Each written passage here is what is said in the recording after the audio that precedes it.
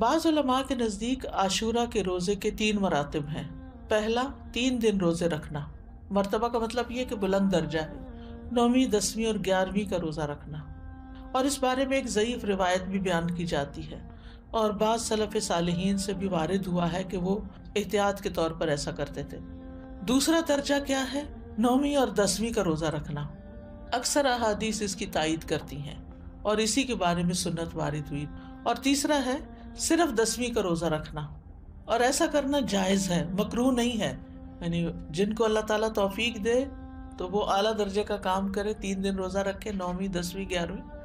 جو 3 نہیں رکھ سکتے وہ کم از کم 2 دن کا رکھیں، 9ویں 10ویں کا رکھیں یا 10ویں 11ویں کا رکھیں، اور جن کے لیے بہت ہی مشکل ہے وہ کم از کم 10ویں تاریخ کا روزہ ضرور رکھ لیں۔ یہ بات واضح کرنا اس لیے ضروری ہے کہ اگر کوئی 9 اور 10 کا نہیں رکھ سکتا، صرف 10 کا رکھ رہا ہے، تو اس پر نکیر نہ کی جائے، اس کو برا بھلا نہ کہا جائے یا یہ نہ کہا جائے کہ تم نے غلط کیا۔